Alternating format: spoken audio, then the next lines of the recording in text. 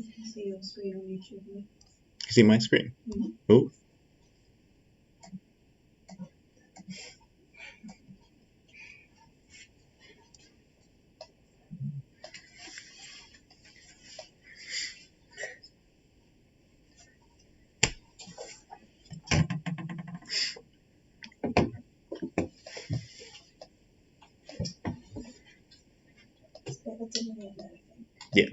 Yeah, there will be a little bit. The delay in the sound or just the slide? It'll be both a little bit. Oh, okay. Yeah. Sure. And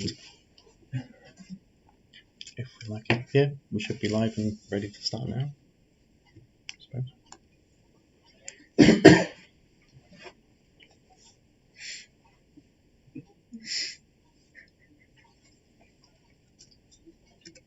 Double check for you. Yeah, all good to go now.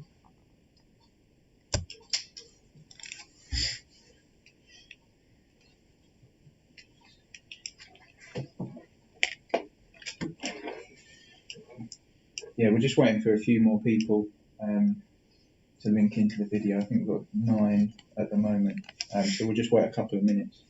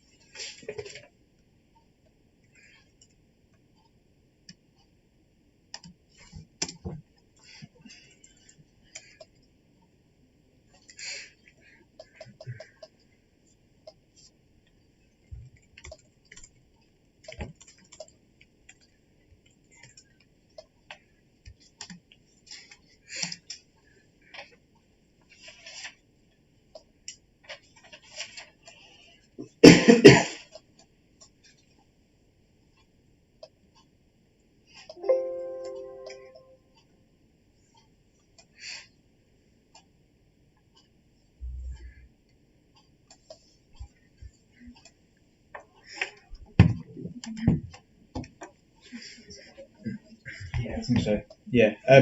So yeah, thanks everyone who's signed up to today's sharing seminar. I'm just going to do a quick introduction to the seminar and give you a bit of background to the Best Practice and Impact Division who have organised today's session. So just to give you a bit of background to BPI, we're quite a new team and we've been set up really to work with statisticians and others across government to help improve government statistics.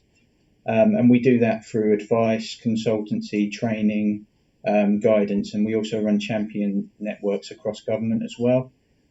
The Best Practice and Impact Division brings together the Good Practice team, Quality Centre, Harmonisation team, the Methodology Advisory Committee, and the Methodology Advisory Service as well. And one of the key roles we have is identifying best practice across government, as well as internationally. And one of our aims really is to share this best practice across the GSS. And that's one of the main motivations really behind these sharing seminars. So the aim really is to share some of the innovation that's going on across the GSS. And that's really to help us learn from each other, but also to improve collaboration across the GSS. So we've been running these sharing seminars for a few months now, and we've done 2. The first one was on address matching, and we also had one on Power BI as well. So we run them roughly every couple of months. Today's webinar is all about the GSS Awards, which BPI organised and were presented at the GSS conference a couple of months ago. There were 4 different awards presented. The themes were collaboration, methods, communication, and impact. And today's session, we're going to hear from the winners of each of the 4 awards. So each presentation will be 15 minutes long, and we'll have about 5 minutes for questions on each of the presentations. If you want to ask a question to the presenters, you need to use Slido, and we have an event code to ask questions. So it's #H521 if you do want to ask any questions.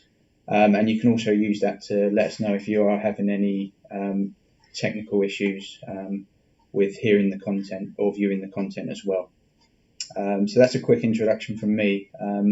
I'll now hand over to our first presenter, Martin Rouse from the Good Practice team at ONS. He's going to talk about the work that won the Collaboration Award. So I'll hand over to Martin. Hello everybody. So I'm here representing the RAP Champions Network. So the good work I'm going to talk about was, well, very little of it was actually done by me, but I wanted to just give you a bit of an introduction to this network and talk about why this matters and what we're doing about it, and then finish by telling you where you can find out more. So this is some of the RAP champions from our last meeting in London earlier in the autumn. This group is really all about promoting the use of reproducible analysis across government. So the network is a cross-government group. It's not just GSS, it's wider than GSS. And RAP champions have a kind of code of conduct where we're about promoting the use of reproducible analysis, mentoring, guidance, and peer review. So the idea where we're still spinning these things up is that the network will provide guidance to others who want to do reproducible analysis, and also potentially peer review code and provide mentoring. The network knows about good practice in RAP development, and the idea is that it's about sharing what works to help other people get started as well. If you want to talk to people in the network, the best place to start is Gov Data Science Slack and the channel #RAP Collaboration on that network. People from the network regularly lurk there and will ask each other questions a lot, so do feel free to do that. The network also has a resource page on the GSS website under the community networks area. And the network won this award because they've been doing a lot of work to get reproducible analysis off the ground and built resources really from the ground up as a kind of grassroots movement. So the award was given in recognition of that work and the enthusiasm that this group has brought to this agenda. So I want to talk a bit before I sign off about why this matters. So what is this RAP thing? What we're talking about here is what's called an analytical pipeline. So we define that as the process that produces a final report or publication. And it goes through from getting data, structuring that data, putting it into formats we can use, analysing it, producing visualizations and summaries, and generating reports, tables, graphs from the output, and running a quality assurance process alongside that. Now, we do that in the GSS all of the time, but generally we've not been doing it in a digital joined up way. So most of us are producing statistics and pushing them out via gov.uk. And the sort of stuff we're producing is things like this. This is Department for Culture, Digital Culture, Media and Sport, Economic Sectors Estimates Bulletin. So this is a regular publication. It includes a kind of bunch of standard text and key points each month. It includes some tables. It includes some graphs. And typically in the GSS, the process to produce that kind of output is quite complex and largely manual.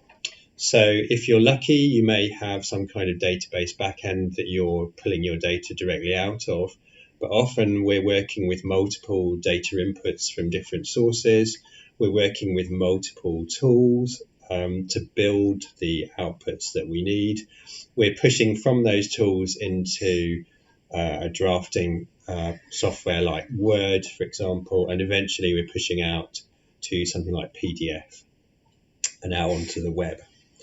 And the big problem with this process is that the data inputs and the output aren't usually fully connected with each other. There's a bunch of manual steps that you need to go through to get from input to output. And often that part of that process is very laborious and potentially includes things like this, manually cutting and pasting data from tabular outputs into paragraphs in a bulletin. So the problem with all this is that the production line is then full of risk. So outputs take a long time to produce. They take a long time to QA because someone's got to manually reproduce that process. And QA is a nightmare because of this. And if you want to go back through the process, if you find a mistake, for example, it takes a long time to search back through and work out what's going on. So we're talking about processes which have tended to be manual, hard to follow, tedious, and error prone, which for analysts is frustrating. And reproducibility really matters because it's the only thing that we can really guarantee about the work that we do. In the GSS, public value, quality, and trustworthiness are essential in terms of the code of practice, and reproducibility underpins the achievability of those three things. So we need to be able to answer questions like this. I'm not going to go through all of these, but could somebody with no prior knowledge of your pipeline pick it up and use it as intended? Is there a record of who's made changes to parts of the pipeline, when they made them and why? Is quality assurance automated to assist human assurance? And is the usage of the pipeline recorded in a transparent way? So there's a bunch of different auditing questions that we need to answer when we're producing pipelines. And if our pipelines are manual, it's quite difficult to assure ourselves that those things are happening. So RAP, reproducible analytical pipelines, are about trying to reduce the level of risk in what we do and help you to answer yes to these different questions. So in a reproducible pipeline, we build the process using software. To date, people have primarily used open source tools like R or Python to do this, although the idea is that RAP is agnostic technology-wise. If anyone does have examples of building RAPs in tools like SAS, please let us know because we haven't found any yet. So we're building using open source tools. Open source is great in terms of reproducibility because the code base is open and fully transparent. So this again fits the ideas around the code of practice. We document what we do clearly and thoroughly. We build tests into the code as we go, so we know that it does what we want it to, and we can prove that. And the thing that really pulls this into a kind of new way of doing things is that we're building in version control systems from software engineering. So this is the thing that adds real value, I think, in terms of reproducibility that we haven't been doing before. And if we want to, we can bring all this together in a single R or Python package that encapsulates everything. So we move from a process which is manual to one something like this, where the whole thing is streamlined through code. You don't have to have a continuous end-to-end process. You could stop the process at different points for auditing reasons, for example. And you don't have to produce a statistical report from this. You can produce tables, you can produce graphs, or you can automate parts of the process. This example here is from Public Health England, where they've kind of shown the process of what they do for their fingertips tool, which is produced in R. And you'll see some strange icons there along the bottom. We haven't got time to talk about those today. If you're interested in this, I'll point you to some resources later. But broadly, Git and GitHub allow us to do automatic version control and auditing of the process of developing the pipelines. Travis is about what's called continuous integration. So this is building in a constant testing environment. So when you host your code on a platform like GitHub, you can integrate continuous testing into it. So the software that you've produced is continually evaluated to make sure it passes all of the quality assurance tests that you've done. And code coverage measures how much of your code is covered by these tests. So ideally, the whole pipeline would be. And we end up with things like this. So this is from an example from DFE, where we've got on the right-hand side the kind of boilerplate basis for a statistical bulletin, and then on the left, the content for that boilerplate that's been automatically generated using the code from the pipeline. And the great thing about this is that everything is in one place. So the code base, the tests that are used to verify the code base, the documentation that goes along with the pipeline, and usually some sample data so you can run the pipeline and test that it works. There's a full audit trail, and the idea is this minimizes risk in terms of tracing back through the pipeline, but also helps to ensure that your production process doesn't become a black box. And if as staff move on, other people can pick the pipeline up. So if you want to know more about reproducible analytical pipelines, if you want to do this, if you're already doing it, please join the RAP Champions Network. We'd love to have you. We're running an introduction to RAP course through BPI, which you can sign up to through the GSS Help login. If you want to do this in your department, get in touch with your RAP champion. If you go to the RAP Champs page on the GSS website, you can find out who your local champions are.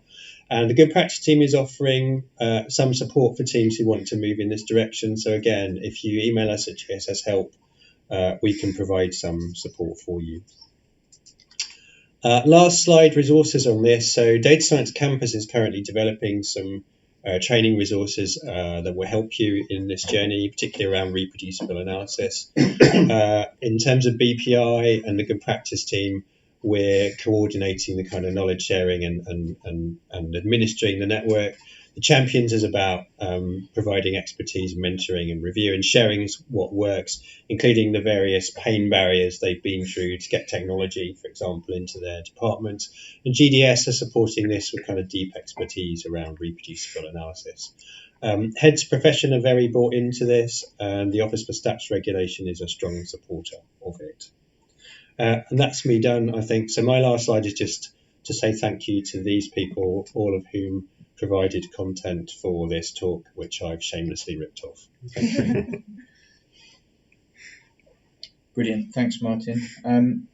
We'll just have a quick look to see if we've got any questions for Martin on Slido. Is there time? We haven't got any, but I have a question. So you mentioned about how R and Python are kind of the main packages that you use at the moment, and interested in if people have SAS and other things.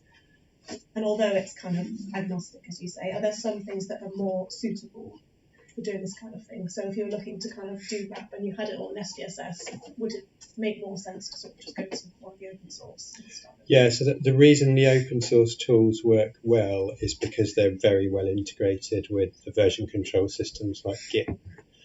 So it's easy to work with the open source version control with open source software. Okay. But it's not impossible to do it with other things. We just haven't found very many examples of people trying to do it. Okay. We've got one question through on Slido. So do you have any views on using SQL Management Studio to do RAP? No, I don't know what that is. But it would be interesting to know whether people have been using other tools that work. So we're trying to collect examples of what works. So if you have an example of using SQL Management Studio to do an end-to-end pipeline and it's a good tool to use, do let us know. Brilliant. I think that's it on questions. So we will move on to the next presentation. So we've got Delphine and Hannah from DFT. They're going to be talking about the work that the Road Safety Statistics team did to win the Methods Award. So over to Delphine and Hannah. Thank you. Right, so I should start by saying that this work was in collaboration with the Office for National Statistics Methodology Advisory Service, so David and Duncan on the slides. I'm going to start with some background on our data collection. So my team collects information from police forces in Great Britain on every accident and every casualties that happen on British road. This is through a form called Stats 19 that you can see on the right. So this is hence the name of the collection. It was established in 1979, so there's a lot of value in the long-term time series. The statistics are periodically reviewed, and one item that's been specifically under review is how we assess severity. So in broad terms, a casualty in a road accident can be either killed, seriously injured, or slightly injured. There's usually not much discussion about people killed, because that's quite explicit, but the definition of what is serious or slight can be quite subjective. So our current definition is on the bottom of the slide. There is some elements of being detained in hospital, some injuries quoted, but there is room for interpretation in what constitute a serious injury. So the idea of the review is to make that more objective and more consistent. We commissioned research to achieve this. That resulted in a feasibility study. So this study used hospital data to come up with a list of the most common injuries that were seen in road accidents. And the idea was to come up with a list that a police officer at the roadside could use without having any medical training. So they could pick the injury that they could see on the casualty, and that would get automatically converted to a severity rating. And it really needed to be practical. So this is where this list of 20 injury came from. So you can see it goes from a broken neck or back to a shock or bruising, and it's practical, not too long, and it can be used at the roadside for a police officer to quickly determine what the injury was. And it maps to our severity rating. So you can see the difference between killed, serious and slight on the left. That maps to the full list of 20 injuries. And you even have more detail within serious between very serious and moderately serious and less serious. So for example, you would have broken neck or back as a very serious injury. A fractured foot would be a less serious injury, and a whiplash would be a slight injury.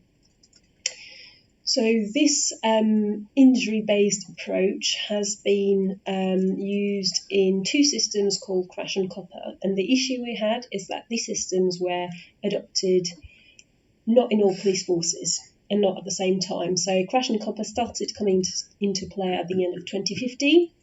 And they are now used in about half of police forces in England, but you still have the other half of police forces on the old subjective approach.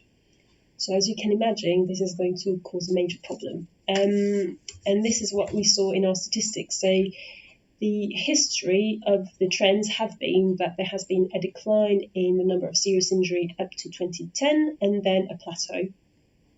And basically we've seen that after the introduction of injury-based reporting from 2016, there has been an increase in the number of serious injury, and we didn't think that increase was genuine.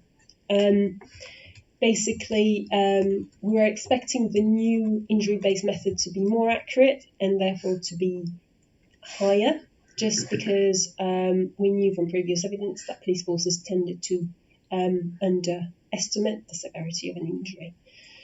So basically, the aim of the work was to try to estimate what the trend would be if injury-based systems hadn't been introduced, and then trying to estimate what the number would be if all forces were using the same consistent basis. Why did it matter? So what's interesting in this case is that I think a lot of collections experience a change in reporting system, and you could just as well say, well, draw a line in the sand and just, it's not comparable anymore, and just use the figure going forward. But we couldn't do that. The number of people killed and seriously injured is one of our headline indicators. It's one of the most high-profile statistics that we produce in DFT, and this really killed the comparability over time, the long value of the long time series that I mentioned at the beginning. And it was just a huge concern for our stakeholders and our policy colleagues. This number is a KPI for a lot of them, and it's used to monitor progress against their long-term targets. and to also drive investment decisions on the right roads at a local level. So it was really, really important to do something about it. We need to provide adjusted data and remove the discontinuity. And it was really difficult for 3 reasons. First, because police forces followed different trends over time. Second, because they had different practices before moving to the new system. And we knew this because that was the whole purpose of having a new objective system, is that they did all sorts of different things before. We knew we had some small forces where it's the same police officers going to report accidents all the time, but have a lot of experience doing it. In larger forces, you might have a police officer who reports an accident maybe once or twice in a year and who's not very familiar. And obviously they come up with different judgments. And the last challenge is that they adopted the new system at different points in time. So it was progressively adopted across the country and across time as well, which is a great methodological challenge. So I'll hand over to Hannah, who will explain the detail of the method. Okay, so we commissioned the Methodology Advisory Service from the ONS to explore methods to adjust the change in reporting. So the ONS, they mainly worked in SAS developing this, and we used R, so we were dual running the adjustments across the 2 departments. Obviously, you want to get the same result across the 2 departments. And what was actually interesting that we found is that SAS and R have slightly different methods for the same stats analysis. That was just kind of an interesting thing that we found out. But we published the final report alongside our main results in July 2019, and there's a link there. And then we've got an annex as well in our annual results. So the aim of the adjustments was to adjust the series that you saw for serious and slight injuries, but also any possible breakdown within that. And essentially what you want to do is estimate the totals as if all forces were using this new system. So the adjustment method that we used was a regression analysis. We also looked at a time series method as well. I'll go into those 2 on the next slide, but essentially what we ended up doing was using the time series to validate the regression analysis, which essentially what we did was we had the adjustments for the time series and we produced confidence intervals. And what we were looking for was that the regression adjustments would be within those confidence intervals, with the idea being that if there's 2 different analyses that are finding the same results, then it gives us confidence that those adjustments are correct. We also had a severity adjustment steering group. So this was working with some of our external stakeholders that had the initial issues with these adjustments, with these figures, and they were advising on which methods would work best. And because, for reasons I'll go into on the next slide, the regression analysis is easier to produce breakdowns, so they advised that would be best for them. And obviously we all know that it won the award, which is why we're here. Oh, that went. Oh, okay. Next slide. I don't think it went in, did it? Okay, I'll just talk about it so I've got it here. There should have been a slide that basically explained the time series and the logistic regression. But essentially the time series modelled the proportion of serious injuries and non-fatal casualties using regression. And the issue with the time series is that essentially for each individual breakdown, you have to run a new analysis to create the adjustments. So it's kind of quite a lot of work to create all the different breakdowns. And what we also found when we were creating the different adjustments is that they don't actually add up to the total. So there's not a consistency across the breakdowns, which causes a bit of issues when you're trying to explain this to stakeholders and people that are using the adjustments. Whereas the logistic approach, it's based on a record level adjustment. So that means that to get any breakdown that you want, all you have to do is add up the record level adjustments and you get the breakdown. So this is obviously a lot easier to implement and our users can use it a lot easier. So that's why we essentially decided to go for the regression. So what is the model? So I've said we use the logistic regression to estimate how changes in severity reporting would affect all police forces. So the logistic regression was used to predict the proportion of non-fatal casualties recorded as serious if all police forces were using the new system. Essentially what that meant is we ran the model. We did one set of predictions, which was the data as it was, and we looked at how the model predicted whether the casualty would be serious or not. We then changed the records and said that they'd all been recorded on the new system, and then we ran the predictions again. and then again the model would predict whether the casualty was serious or not. What we were looking at was a difference between these two predictions and how they changed when the record was put onto the new reporting system. So we took the difference between those two predictions and we combined it with the assumptions about maximum concordance, which essentially means that we're looking at only a subset of records would be adjusted, and that subset would be only the records on the old system that was previously slides. So we're assuming that if it's on the new system, it's not going to change in the adjustments. So each record has an adjustment figure, and then they're combined to get the overall figures for serious and slight. Then you can also add them up at however you want, essentially, to get any different breakdowns. So what are the results? So the model had 40 variables in, which contributed to the predictions. For 2018, the adjustments, so recorded was 25,500, and the adjustment led to an increase to 28,100. The ROC was 0.7, which indicates a fairly good fit for the model. And then we also looked at what the model was doing with these predictions. So the odds of a casualty being serious increased with speed. So 60 miles an hour is more likely to be serious than 30. This is what we know already from the data. So it gives us confidence the model is doing the right thing. When a casualty is a vulnerable road user, that's more likely to be serious than a car occupant casualty. Again, we call them vulnerable for a reason. The likelihood of casualty being serious rises with age. It's again things that we've been seeing previously. And something that we also found was the effect of this new system varied with police force. So the police forces didn't act the same when they were on this new system, and that's probably because they were doing different things previously. So because of that, we included an interaction term between police force and the new system to account for this difference.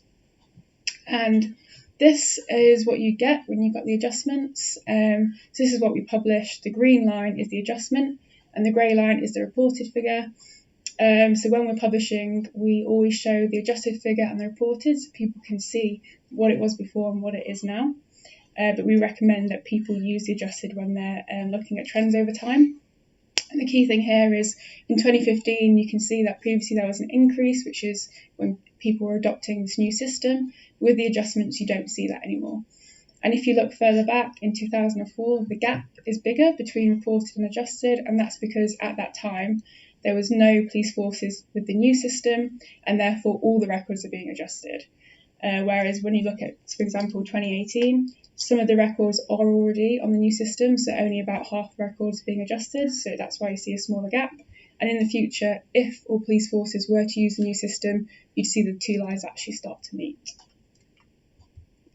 Oh, there's a slide. That was a fun before. Anyway, we talked about that. So I'll just show you some examples of how we've actually put these in the publication. So these are the kind of charts that we're putting in. And you can see, again, the trend, instead of having an increase at 2015, you've got more of a flat trend. So this is for pedestrian KSIs, orange being adjusted. And then you've got the same thing again for pedal cyclists, and then car occupants as well. So that's what we did essentially and how we did it. And Delphine will just talk about going forward. Okay, so as Hannah explained, the advantage of the regression analysis is that you have casualty level and accident level probabilities. So in order to enable users to explore them and provide feedback as best as they could, we put this underlying probabilities out as open data with the rest of our data sets. We have adjusted in our publication the main headline figures and trends, but we haven't done so for the whole of our publication. So our plan is in 2020, once we get final feedback and finalise the approach, then we can roll them out to all our publication and tables, and then the model will be just updated each year as we get more data. Then we have some wider actions as to the injury-based approach itself. So there are a number of issues with the injury list that needs ironing out. So things that have become to our attention are the use of other head injury as a bit of a catch-all that we need to solve, and some injuries just don't fit nicely in this 20 injury list, like seatbelt bruising, dislocation or dental injury, so we need to find an obvious home for them. We will monitor and improve the model for any other underlying changes in severity recording. So, for example, we know that mobile application starts to be introduced as well for police officers to use at the roadside, and this seems to have an interaction with how they assess severity as well. So the model will need to be reviewed to maybe account for that as well. We also need to review the uncertainty about the police force effects in the forces that haven't adopted injury-based reporting. So basically, because some forces have no experience of these new systems, you have to make some assumption about the size of the effect for them. And Hannah touched on the fact that there is an interaction, so that assumption is as good as it can get, really. So at the moment, the adjustment rely on assuming a median effect for these forces, but basically as new forces adopt the new systems, we can check whether that assumption was very far from reality or not. We'll also be using our linked data to hospital data from NHS Digital to evaluate the injury-based approach. So basically we will be able to see for a record what the actual severity was from hospital when they actually went to hospital, and we can therefore see which method best aligns with that hospital assessment, whether it's the injury list or whether it's a subjective approach. Because it was developed initially based on hospital data, we expect that the injury-based approach should score better on that, hopefully, but that will be a way to validate it. And then this will form the basis to make a recommendation on what system should be used by all forces, hoping that we can get all of them on a consistent basis, because that would be nice. And hopefully, if and when that happens, adjustments will no longer be needed except for historical time series. So we communicate about these adjustments to different types of users. So we published a methodology report that contains all the details output from the stats analysis for expert users. But for general users in the publications, we worked a lot on the narrative about how to communicate with simple explanations, the adjustments, so that they could see before and after. This was welcomed by the USR&R compliance check, so you can see our letter if you like. And as a consequence of that, we badged these adjustments as experimental statistics, so to reflect the fact that they're still in development and welcoming feedback from users. The most important thing is that it enabled our stakeholders and our policy colleagues to continue tracking their performance. And we've seen some example of it being used correctly, which is great. So you've got an example from Specialist Press commenting on Highways England's performance on their target to reduce the number of people killed and seriously injured on the strategic road network. And we're still inviting feedback, as I mentioned. So I think this is the end of the presentation. Again, a credit for the ONS Methodology Advisory Service, who actually did the core technical stuff. And if you have any questions, happy to take them now. Brilliant, thanks very much. We've got a short delay on the YouTube video, so we'll just pause for a minute to let the questions come in. I'll also say we missed one question from Martin's session as well. So we will find an answer to that following the seminar. Oh, we've already got a response. Yeah, wow, so that's quick. Martin said it's going to be spring 2020. It will certainly be available to statisticians, but he's sure there won't be an issue with other analysts joining in the network across all the analytical professions. And he assumes that the training will be the same, and he's going to take an action to raise this with the data science campus team. Okay, brilliant. Yep, so that answers the question from the previous session. Great.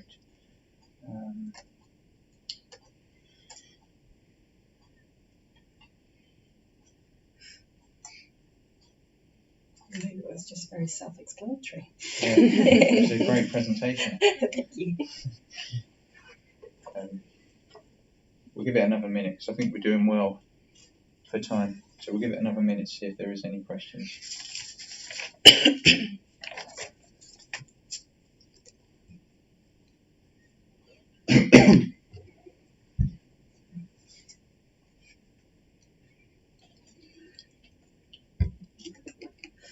Okay, we have got one in. So, starts off interesting. With the improvements to methodology, the changes look quite large, particularly for 10 years ago, 10 years and over ago. How have users reacted to this? So, depends on which type of users. You've got obviously the police forces who've never adopted the new systems, and the devolved administrations who, for the moment, are not on the new system either. Look at it with interest to see that that might give them an idea of how much they might be underestimating the serious injury, if you like, and what it could be like if they were to adopt this new system for them. So obviously the change is quite large.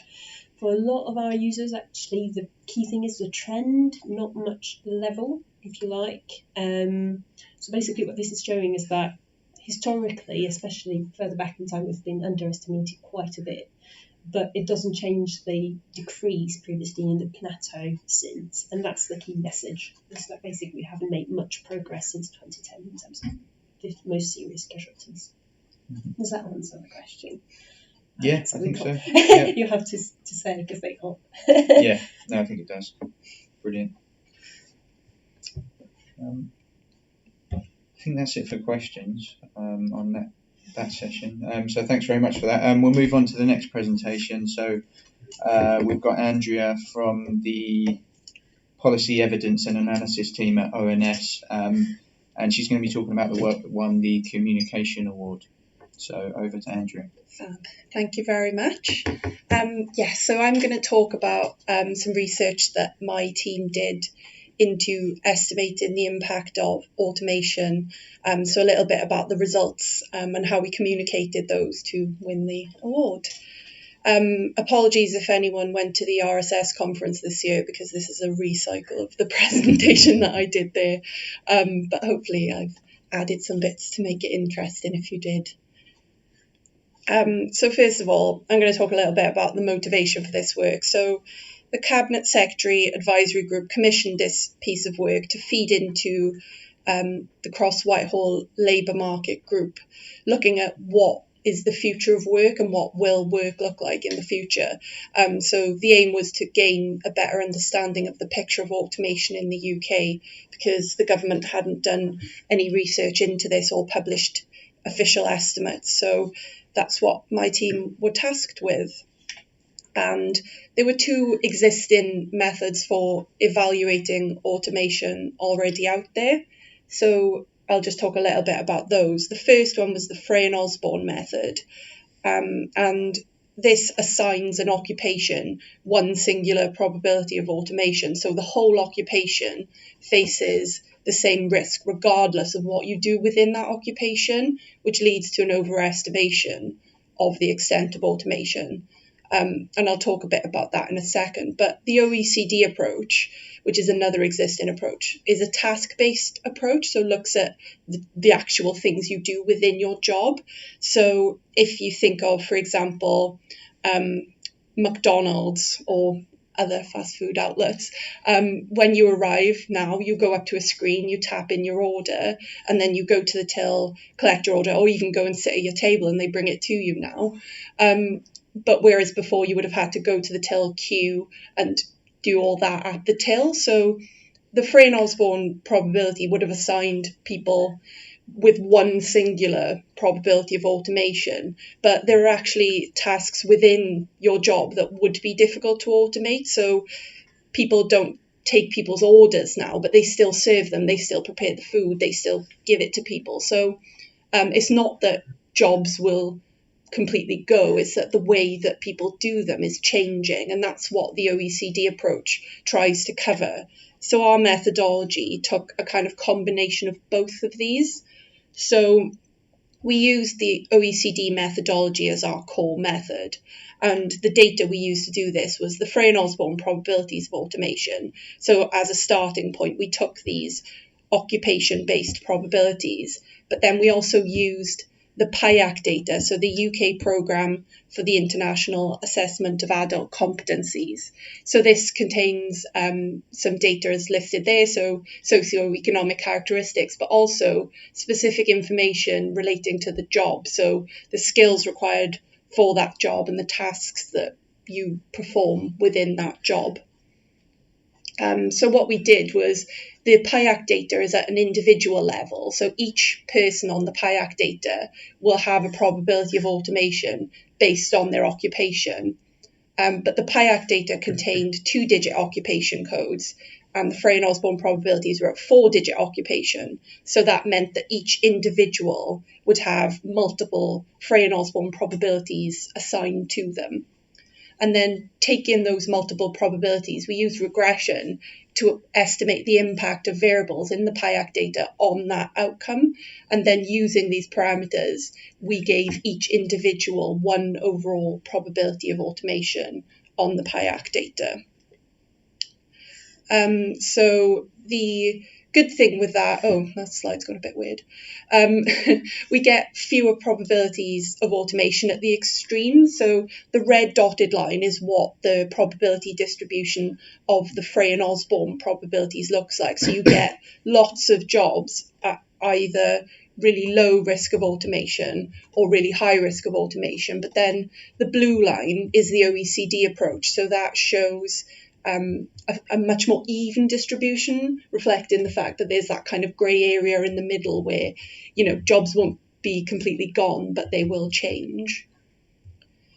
So then our analysis, the strength of our analysis was the mapping that we did to the annual population survey. So the APS has a much larger sample size than the PIAC data, so that enabled us to do much lower level demographic breakdowns to give that real picture of automation at a low level. So the issue with that was that the APS doesn't include the task variables that were crucial to this analysis that the PIAC data do have. So then we did a sort of mapping regression where we looked at what variables PIAC had and what variables the APS had and did a mapping between the two. So we did a regression based on gender, age bands, education, firm size, whether someone works full-time or part-time, and then obviously their occupation. So all the variables we used in our mapping regression are listed there. So now I'm going to talk a little bit about the results and some of the things that we included in our publication back in March. So we found that around 7.4% of jobs were at high risk of automation in 2017, but over 60% of jobs were at medium risk of automation. So the percentage at high risk that we found was much smaller than other studies out there, and this was owing to that fact of the methodology. And the probability over the last couple of years has decreased slightly. But then we took this a step further and we looked at the employment change for high-risk occupations, so looking at whether actual employment in these occupations has grown or declined since 2011. And we found that actually, even though some occupations, so waiters and waitresses, for example, is at high risk of automation, actually over the last 6 years, there's been an increase in people employed in these occupations. So that just kind of shows that although the tasks within that occupation might be at risk, the industry could still be growing and people could still be employed in these sectors. So it's not as scary as, all of these people will lose their jobs. We also found that 70% of jobs at high risk of automation were held by women, whereas men hold the majority of jobs at low risk of automation. And this is due to the fact that some of the occupations, I'll move on to my next slide as well. We found that 70% of the jobs at high risk of automation were also part-time jobs. So women are more likely to work part-time, therefore you can see that association. So that means that the occupations that are likely to be of high risk of automation, so things like waiters and waitresses, are more likely to be offered on a part-time basis, and women are more likely to hold those types of roles. We also found that young people have the highest proportion of high-risk jobs. So you can see that the green and yellow bars for the younger age groups are a bit bigger, and then the proportion at low risk, kind of around the middle age bands, gets a bit higher. So that's owing to the fact that when you're younger, you're more likely to be working part-time, developing your skills, developing your career. Perhaps you have a part-time job alongside your studies, And then towards the middle age distribution, you've accumulated skills, so you might be moving into the higher skilled roles, which have a lower probability of automation. So that kind of follows that trend. We also found that 87% of employees currently holding jobs at a low risk of automation have a degree, whereas 98% of employees in jobs at high risk of automation had a qualification of A levels or lower. So again, this is owing to the different types of skills required in the jobs at low risk or high risk. So now I'm hoping that this will work. So this is one of the features we had in our release, which was, I can't remember what this is called now, this type of plot. But basically you could type in your occupation, and then it would show you where on the range of risk of automation your occupation is, and it was clustered by occupation code. So as you can see, SOC groups 1, 2 have a low risk of automation, and then it kind of increases as the skill level goes down. So you can see that elementary occupations have a much higher distribution of risk of automation at the higher end of the scale. We also had analysis at region level, so you can see there are clusters of jobs at high risk, though that's the kind of the darker blue colour. So you can see maybe down to the southwest or around the sort of Midlands, around the London corridor, you can see that they have a lower probability of automation, the occupations within those regions.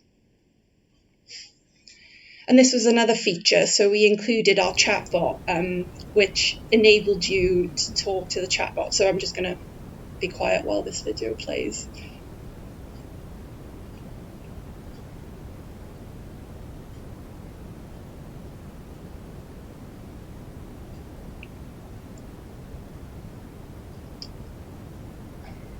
Honestly, the pressure to type statistician correctly while I was filming this was real.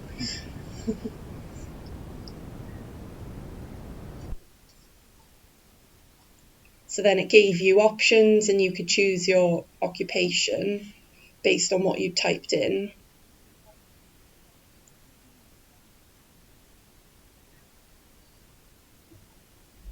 %, were safe. Then you had the functionality to share that on social media, or you could browse through some more of our results.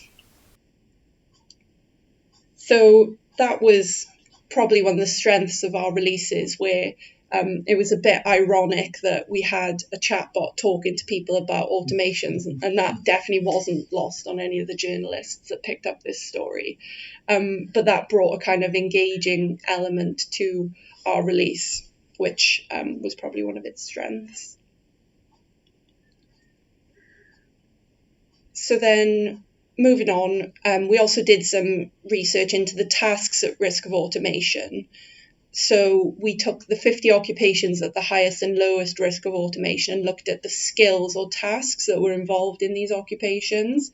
So we took the SOC manual, the SOC 2010 manual, and we took the 50 occupations at high risk, and then we looked at the descriptions of those occupations, and using natural language processing, we looked at the words that appeared most often in these descriptions, so we could try and look at what words are associated with the jobs at high or low risk of automation to give a bit of an indication of that skill side, so what kind of skills are at risk as well. So here's a little word cloud we did of the words that were associated with high risk occupations, so you get a feel for the fact that they're quite routine manual words, so like machine, operate, equipment, goods, materials, that kind of thing. So obviously in the word cloud, the larger the word, the more often it appears in the tasks at high risk of automation, so you get a bit of a feel for the skills required. And then also the tasks at low risk of automation as well. So then you can see words like direct, supervise, a lot of words relating to people, advise, staff, so you get that kind of human interaction element. And then also you've got words like patient, treatment, health care, so words associated with healthcare. So you can see that kind of differs from the previous word cloud in the type of words, so reflecting that difference in the types of jobs. So then kind of the impact that it was picked up really widely across media and within government. There was a discussion in the House of Lords on this not long after we released. So we think, yeah, it went really well and it kind of reached a really far audience. So that was good. Since then, we've been having further discussions with interested parties, so including academics, PwC, BAYS, DFE, other government departments as well. So we're currently looking at what we might want to do to take this analysis a bit further next year. I'm hoping to release something next year. So if anyone has any ideas of kind of landing points for this work or things that other departments are interested in, we'd be more than happy to take these on board and use that to structure our future work. So there's links there to the visual article. I should have probably said this when I was talking about the communication. So we did two different types of release. So we did a visual article, which included things like the chart with the little dots and the interactive maps and the chatbot. But we also did a methodological article. So the methodology for this is quite complicated. As I talked about before, there were a few mapping regressions and a few stages involved. So we did two different types of release to satisfy both of those audiences. So disseminating the results easily and quickly, but then also providing the user with more information if they require. So hopefully satisfying the inquiring citizen and the more experienced user as well. So all the links are there. They are my contact details. And thanks for listening. I'm happy to take questions now or later. Brilliant. Yep. Thanks, Andrea. We'll maybe pause for a minute just to let any questions come in on Slido.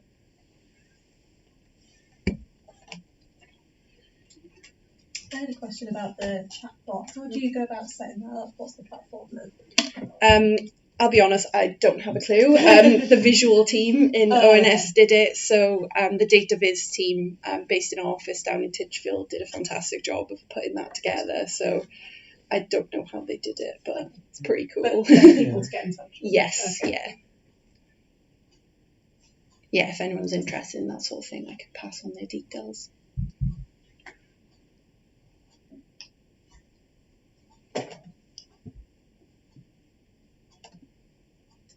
Stunned silence by the chatbot, hopefully.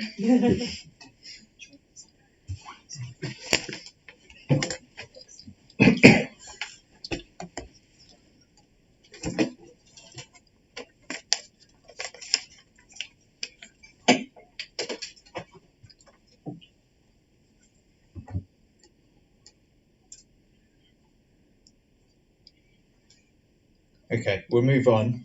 So we've got the last presentation is from Chris and Ben from ORR. They're going to be talking about the work that won the Impact Award. So over to Chris and Ben. Okay, thanks, David. So hi everyone, I'm Chris Casanovas from the Office of Brown Road, and I'll be presenting with Ben Hubbard as well. So in this presentation, we'll show you how we've built up a solid evidence base for accessibility on the rail network and how this has been used by our policy colleagues to publish new guidance for train operators, which should hopefully improve the experience of disabled passengers on the rail network. So a key area of work for the ORR over the past couple of years has been on accessibility, and in particular looking at the experience of those who rely on assisted travel. So assisted travel entitle disabled passengers free assistance and play a crucial role in making the network accessible. So this can include getting a ramp to get on or off the train, but it's quite varied. It can also include getting help, getting to connecting services, help with luggage, or even getting a taxi if required. So previously there was negative press about assisted travel, and it presented a picture of a scheme that was fundamentally unfit for purpose. So the media, and in particular social media, contained sort of horror stories of where assistance failed and the negative impact on disabled passengers. So a major concern for ORR was the lack of evidence to support or refute that narrative. And as an evidence-based regulator, how can you make the case for change if nobody knows anything? So within this presentation, we'll quickly show you how we built up and developed an evidence base and how all this evidence has been used to inform policy, with the impact of creating new guidance for train operators and making wider industry-wide recommendations. Yeah, I think. Hello everyone. I'm going to talk about kind of the evidence base to allow Chris to talk about more of the impact of this data on colleagues at ORR and the general public. So the first bit of evidence base that I'll mention is this fact sheet, this data we present on passenger assists. So passenger assist is a simple helping of staff to maybe get someone on a train or help them with luggage, get a ramp for them, that sort of thing. This is somewhat recent data that's been published, and this we worked with the rail industry to source this data from their admin systems and report this on a sort of quarterly basis as presented in the fact sheet as well. In a similar vein to that, they also published stats on disabled persons rail cards. And again, this is user admin data and allows colleagues at ORR and generally to see approximately how many disabled users there are on their network. Number data set we collect internally is that we ask all train operators on number of passenger assists, but in particular the amount that were completed or not completed. So reasons for not completion could include passenger didn't turn up, or the train was late, or something along those sort of lines. So, but that allows us to get a rough approximation of how kind of the reliability of the assist and how percentage of them that were completed. Good okay. So yeah, these are some new statistics that we received at the ORR. And in particular, this has been quite useful in kind of helping colleagues to look at the evidence base. So this research was produced by Breaking Blue on behalf of us, and it was a survey-based analysis of over 10,000 users of the rail network, and it looked at questions such as what facility did you use, did you receive all that assistance, and what was your satisfaction about your assistance. So there's some summary stats on the left regarding that, but it certainly helps us to get that evidence base and say if those users have actually received the assistance they require. And in particular, this data was very unknown before this point of research. Certainly colleagues had no indication of what the percentage might be. So things on the left-hand side kind of show that, such as the bottom left, such as like 3/4 received all the assistance they asked for. But again, before this research, this was not known. This was only approximated or kind of guessed at. Okay. Also, this fell into something called accessible travel policy that I think Chris will talk to in a bit. Okay. Some more data that we sourced. So you may have probably many of you have probably typed in national rail inquiries and asked about particular journeys. Also on the same website is that you can ask about stations. So what are the opening hours? Is it accessible? That kind of thing. So we sourced some of that data using a national rail inquiry API, and we gathered some data about things like their health points, or if it's staffed full-time, part-time, or unstaffed. And this was the first time this was kind of collected in such a kind of a wide basis, and we used a Power BI type dashboard. So we sent that to senior managers at ORR, and again, this helps give evidence base and to see if particular stations, particular operators, operating stations are staffed or unstaffed or accessible to all platforms and that kind of thing. So, and one more thing before I go on to Chris about impact is that we'll also do some other research on accessibility. This included research into passenger awareness, assisted travel. So there's some data about that on the right hand side.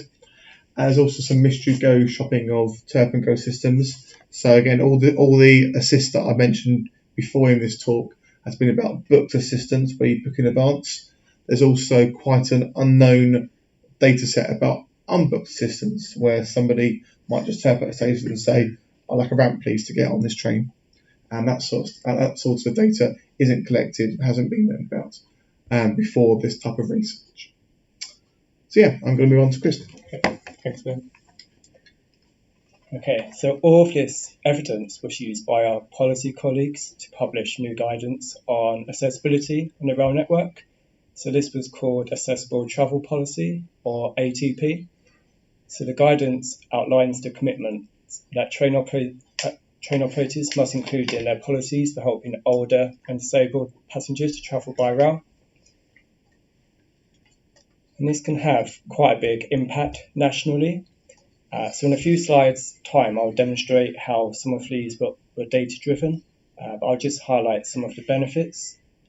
So currently, most train operators ask for 24 hours notice before accepting booked assistance.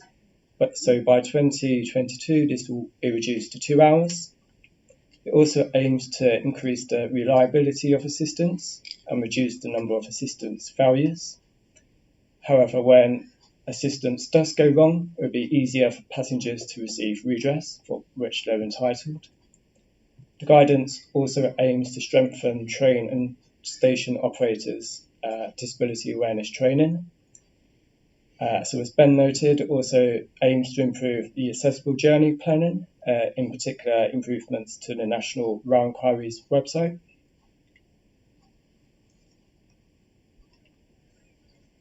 So last year as well, as our evidence base grew, our reputation grew in this field, and we were asked to respond to the Williams Rail Review about what more can be done to improve accessibility on the rail network. So the Williams Rail Review was established in September last year and aims to look at the structure of the whole rail industry. So policy colleagues at ORR were able to recommend significant changes to improve the experiences of disabled passengers, all based on robust evidence. Okay, so I'm now going to take you through 3 quick examples of how we've used evidence to recommend policy. So the first one is on increasing the reliability of assistance for passengers. So by using our data, we were able to demonstrate where assistance is most likely to fail. For example, we found that getting off the train or alighting the train had a lower success rate than boarding the train. So the stats show that the boarding assistance success rate was 87% compared to 80% success rate for alighting the train. So policy colleagues could therefore use this data to design new protocols in order to improve the service that train operators provide. So we're currently trialling a new protocol with several train operators, which, if successful, will be rolled out nationally by June 2020. And again, we're also collecting new data on this new protocol to see if it works or not. So the new guidance also aims to make journey planning easier. So as Ben mentioned, we used the National Rail Inquiries website to build our accessibility model. However, we found a number of data quality issues with this, ranging from inconsistent definitions, missing data, or out-of-date information. So the problem with this is the website is used by passengers to plan their journey, for example, to know whether a station is step-free or not. but it's also used by rail staff to book the assistance for the disabled passenger. So if the information on the website's incorrect, it almost sets up the assistance for failure to start with. So within our guidance, we recommended a number of improvements to NRE. So this ranged from standardising format, mandating priority fields and clear definitions. And going forward, we will clarify with train operators how we will approach monitoring and compliance. And my last example is better staff training in disability awareness. So by using our data, we could show that satisfaction with passenger assist varied between different disability types. So those with more hidden disabilities had a lower satisfaction than those with more physical disabilities. For example, 84% of those with a physical disability were satisfied with passenger assist, compared to 70% for those with social or behavioural disability. So within our guidance, we therefore recommended that rail staff training be improved, and the new ATP guidance outlines how that can be done. So within our guidance, every recommendation is data driven. So I won't go through these due to lack of time. It's just to show you that it's all evidence based. So we also make sure that our data is made public. So we publish a lot of the stats as official stats, but we also make sure our annual consumer report called Measuring Up also contains a lot of the data. And we've had train operators tell us they've used our data to identify stations where there were failures and to improve service at that station. So our data is directly improving assistance at some train operator stations. And to make the data accessible, within our annual consumer report, we made sure every train operator had its own summary of all the data. And we've also produced an interactive Power BI. So just to summarise, all the data shows that train operators still need to improve the service that passengers require, and there's still quite a lot to do. However, all the decisions within the ATP guidance and the Williams recommendations were all based on solid evidence. And going forward, the new ATP guidance and Williams recommendations have the potential to improve the experience of disabled passengers on the rail network. That's it. Brilliant. Thanks, Chris and Ben, for that one. Again, we'll just have a quick pause just to let any questions come in on Slido. Can I ask one? Yeah. Do you have any advice to give on how to effectively build links with your policy colleagues in order to achieve so much impact? Yeah, that's a very good question. So we have a really close relationship with our policy colleagues. So I think a lot of it is just building up that communication, just making sure sort of you communicate every part of the way. I think it also helps if statisticians make sure they're involved from the very start in any sort of policy decisions. So myself or Ben, we're almost part of the policy team, and we'll go to a lot of the policy meetings and make sure that they know it all has to be evidence-based. So I think just making sure you communicate as much as possible to the policy colleagues and sort of get stuck in as well.